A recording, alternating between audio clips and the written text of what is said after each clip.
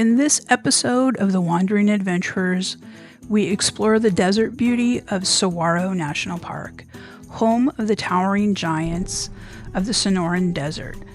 We'll journey through the East District, where the Rincon Mountains rise over the forest of cactus sentinels, and uncover the rich natural and cultural history woven into this unique landscape, from scenic drives and desert trails to the stories of the people who called this place home for thousands of years.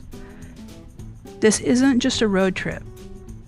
It's a connection to something older, deeper, and rooted in spirit.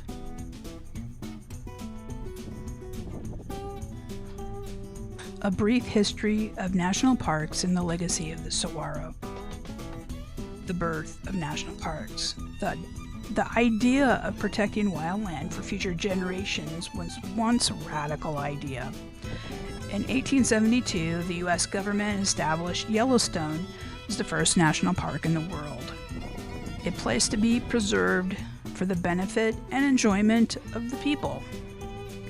It was a bold move in a time of westward expansion, mining booms, and industrial growth. But the belief was growing that some landscapes were too beautiful, too sacred, and too important to be lost. By the early 1900s, voices like naturalist John Muir and President Theodore Roosevelt championed the idea of protecting America's wilderness. Roosevelt alone helped designate over 230 million of public lands, forests, monuments, and parks.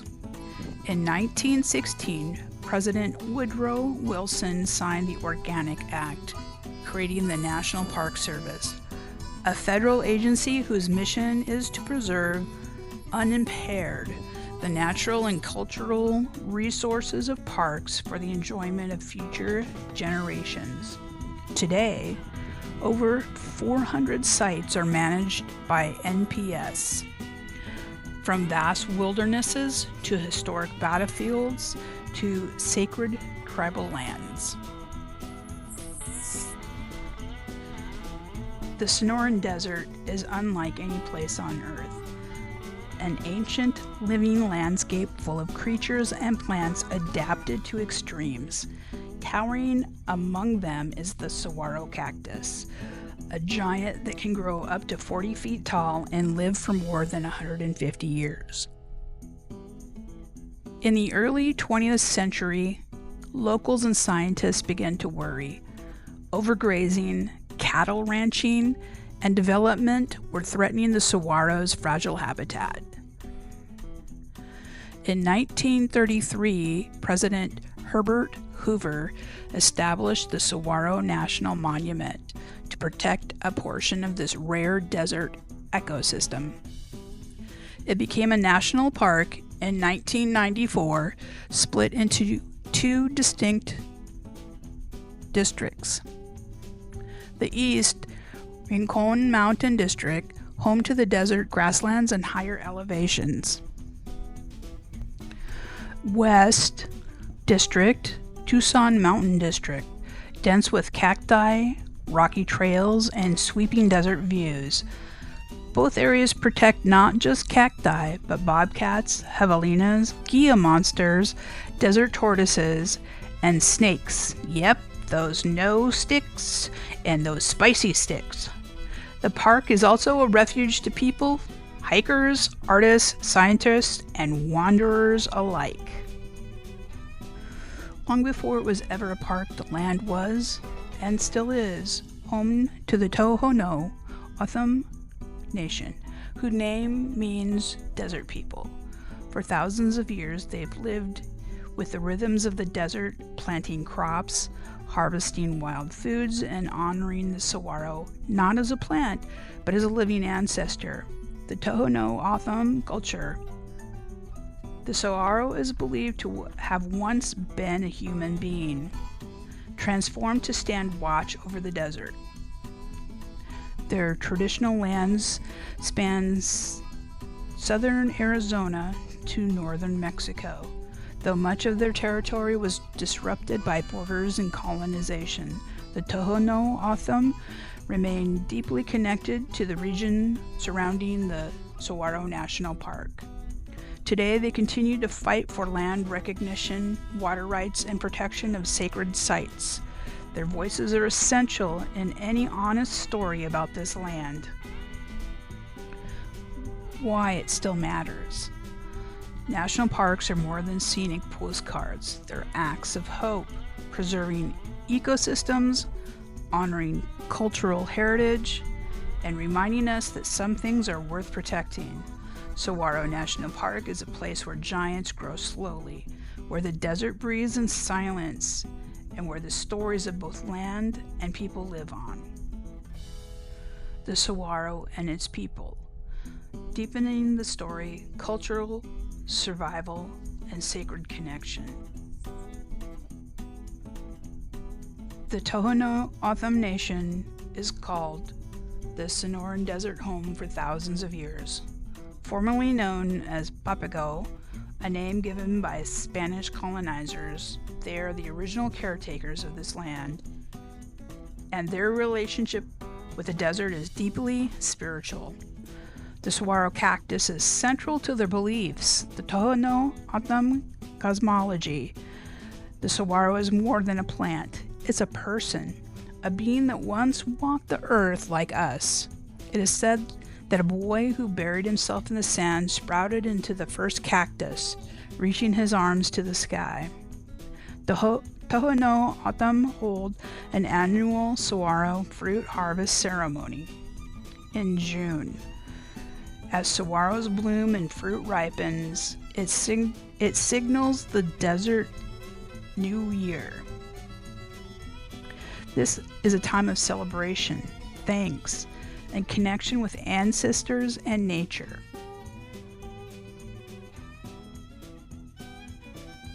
Historically, every part of the saguaro is used with care. Fruit, harvested using long wooden poles, once made from ribs of dead saguaro, the fruit is boiled into syrup, jam, or fermented into ceremonial wine. Seeds are roasted and eaten or pressed into oil. Ribs, the woody inner skeleton, was used for building shade, structures, fences, and tools. Boots, those hardened internal swellings created when birds hollow out the cactus for nests, were used to carry water. Take only what you need was a guiding principle. Nothing was wasted. Nothing was taken without reverence. Lifeways in the desert. The Tohono O'odham lived in seasonal villages, moving with the rains. They practiced floodplain farming, capturing seasonal washes to grow corn, beans, squash, melons, and dapari beans, food suited to the harsh desert climate. They built kiki homes of mesquite, octillo, and saguaro rib. Shaded with brush and packed earth, these homes stayed cool in the summer and warm in the winter. Despite colonization, forced assimilation, and the loss of ancestral lands, the Tohono O'odham continue to preserve their language, culture, and spiritual relationship with the desert. More about the saguaro cactus. Scientific name, Carnegie giantea. Range found only in the Sonoran Desert, southwestern Arizona, and parts of Mexico. Growth can take 10 years to grow just 1 inch. By 75 years, it might sprout its first arm. Water storage. A full-grown saguaro can hold over 200 gallons of water during a rainy season. Pollinators. Its creamy white blossoms are Arizona's state flower, pollinated by bats, birds, and bees, often at night. Saguaros are keystone species, meaning many animals depend on them. Gia, woodpeckers, and gilded flickers nest inside. Elf owls, purple martins, and screech owls move in later. The fallen fruit feeds desert mammals like coyotes, javelinas, and rodents. Why it matters today. The survival of the saguaro and the preservation of the Tohono O'odham heritage are intertwined. Both have weathered centuries of change, adapting and enduring with quiet strength. To walk among the saguaro is to walk among giants, and to remember that not all wisdom shouts. Some of it grows slowly. It waits in silence and reaches skyward. And now, please enjoy some desert scenery, and we'll come back with some information in a few.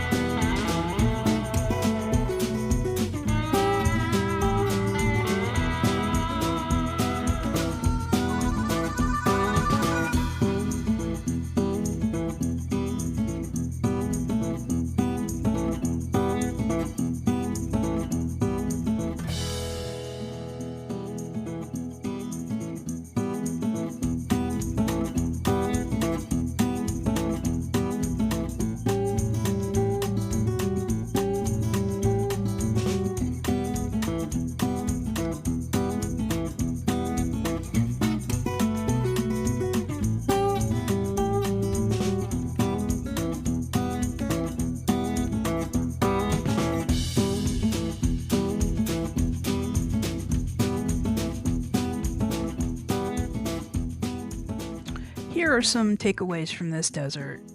To the Tohono O'odham, the desert people, this land is not empty. It's sacred. Everything here is alive with memory and meaning. The saguaro cactus isn't just a plant, it's a being, a transformed human spirit, standing still for centuries, arms raised to the sky. According to the O'odham tradition, saguaros are our ancestors. You don't walk past them, you walk among them. The desert itself is alive. The wind, the rocks, the silence, they all have presence. And if you're still enough, you might feel it too. Many hikers in the Rincon Mountains, that's the East District, have reported strange feelings in the late hours. A chill down the back, a sense of being watched. Some say they hear soft footsteps behind them, only to turn and find nothing there. Just the hush of the desert and the weight of something unseen. Whether it's stories of the ancestors, or echoes of the old spirits, or the desert simply reminding you who was here first. This place doesn't just hold history, it holds energy. There's another way to experience the Saguaro National Park. For those looking to experience the desert on horseback, guided trail rides are available near the East District of the Saguaro National Park.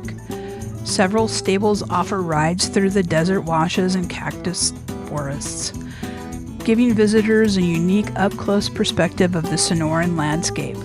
We highly recommend checking out local outfits like Saguaro Stables or Houston's Horseback riding for a safe and scenic adventure through this iconic terrain. During our visit, we stayed at the Comfort Suites at the Tucson Mall, located at 515 West Auto Mile Drive. The Choice Hotel impressed us with its clean, spacious rooms, welcoming hospitality, and excellent customer service. Conveniently located near shops, restaurants, and a short drive from the park, it was a perfect home base for exploring the region.